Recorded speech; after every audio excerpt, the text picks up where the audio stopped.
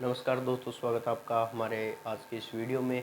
पिछले काफ़ी दिनों से हम आपकी जो ऑनलाइन क्लास है हम नहीं ले पाए हैं, तो इसके लिए हम क्षमा चाहते हैं। और आज का टॉपिक है हमारा वो प्राज्ञिक ऐतिहासिक काल है, उसके बारे में हम बात करने वाले हैं। तो चलिए वीडियो स्टार्ट करते हैं। सबसे पहले अपने बात करते हैं ये काल, अपने इस काल के अंदर क्या में मनुष्य जीवन है उसके बारे में पता चलता है, और किस प्रकार से मनुष्य का जो जीवन यापन आज से लगभग 2,40,000 साल पहले किस प्रकार से उसका मानव जीवन है वो किस प्रकार आया, और क्या कुछ उसके पास है वो हथियारों की व्यवस्था हुआ करती थी। तो सबसे पहले अपने बात करें कि जो प्राज्ञिक ऐतिहासिक काल है, इसके अंदर मानव जीवन का इतिहास है, उसकी उत्पत्ति के बारे में हमें पता चलता है।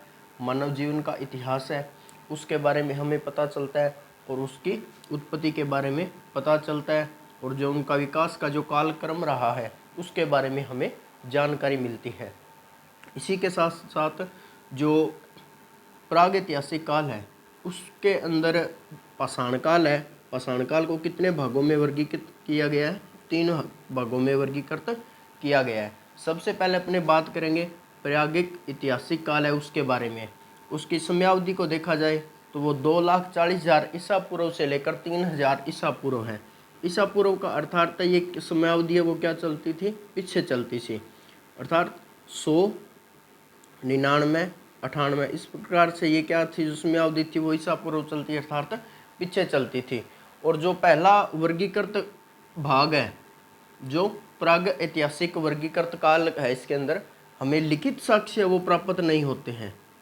लिखित साक्ष्य है वो में प्राप्त नहीं होते हैं। बढ़ते हैं दूसरे भाग की ओर। दूसरे भाग को क्या कहा गया है? आद्य ऐतिहासिक काल कहा गया है। इसके अंदर हमें जो साक्ष्य मिलते हैं वो लिखे हुए हैं लेकिन अपठनीय हैं, अर्थात हम उनको क्या कर सकते हैं? पढ़ नहीं सकते हैं। और उनकी जो लिपि बनाई गई है वो क्या बनाई गई है? सर्पिलाकार लिपि बनाई गई है, अर्थात अपने कह सकते हैं कि इस प्रकार वो सर्पाकार लिपि के अंदर क्या हुआ है, जो इतिहास लिखा गया है वो सर्पिलाकार की लिपि में लिखा गया है जो कि अपठनीय है।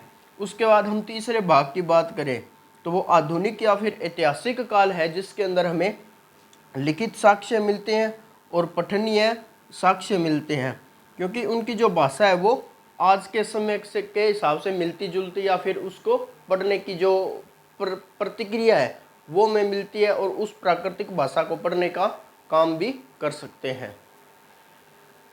अब बात करते हैं जो इतिहास है, जो काल है, प्राग ऐतिहासिक काल है, आद्य ऐतिहासिक काल है, और जो ऐतिहासिक आधुनिक काल है उसके बारे में कुछ विद्वान हैं।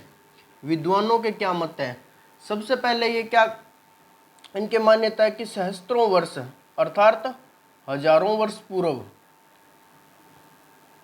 जो पीछे अपने 2,40,000 पढ़ा था, 2 को हटा दो आगे 40,000 हो गया, तो इसी प्रकार ये क्या कह सकते हैं? अपने 20,000 पूर्व कह सकते हैं, 10,000 वर्ष पूर्व कह सकते हैं।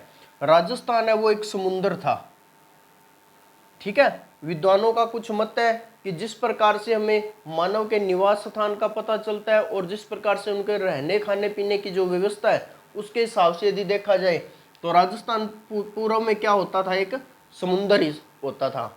और राजस्थान में जो मानव निवास के हमें साक्ष्य मिलते हैं वो सरस्वती नदी है, उसके किनारे मानव जीवन की गतिविधियों का वह केंद्र रहा है, अर्थात अपने कह सकते हैं कि सरस्वती नदी है उसके किनारे सर्वाधिक मानव निवास का जो साक्ष्य मिलती है हमें वो कहाँ पे मिलती है? सरस्वती नदी के किनारे मिलती है, क्योंकि सरस्वती नदी के अंदर जो पानी के बहाव के साथ पत्थर आते थे उनका उपयोग क्या करते थे? वो औजार बनाने के काम में लेते थे, पत्थरों का उपयोग करते थे और क्या बनाते थे? उनके द्वारा औजार बना लिया करते थे। उसके बाद अपने बात करें अरावली पर्वतमाला और जो हिमालय पर्वत है उन दोनों की यदि बात की जाए तो कहा जाता है कि राजस्थान की जो अरावली पर्वतमाला है वो हिमालय से क्या है? प्राचीन है। हिमालय से प्राचीन बताया जाता है अरावली पर्वतमाला को।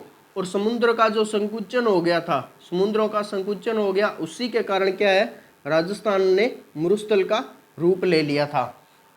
और सर्वाधिक औजारों की यदि पाषाण काल की बात करें अपने तो सरस्वती नदी, बेड़च, बनास, गंभीरी, आहड़ नदी, और इसके पास जो पाषाण निर्मित औजार मिलते हैं उसी के आधार पे अपने कह सकते हैं कि राजस्थान है वो एक प्राचीन भूभाग रहा है और वहाँ पे मानव विकास का क्षेत्र रहा है या फिर मानव निवास का जो सर्वाधिक केंद्र रहा है वो कौन सा रहा है? राजस्थान रहा है। क्योंकि जहाँ पे नदियों की प्रवाहित क्षेत्र होता था, नदियों का जो प्रवाहित क्षेत्र होता था वहीं पे क्या होता था? मानव का निवास हुआ करता था।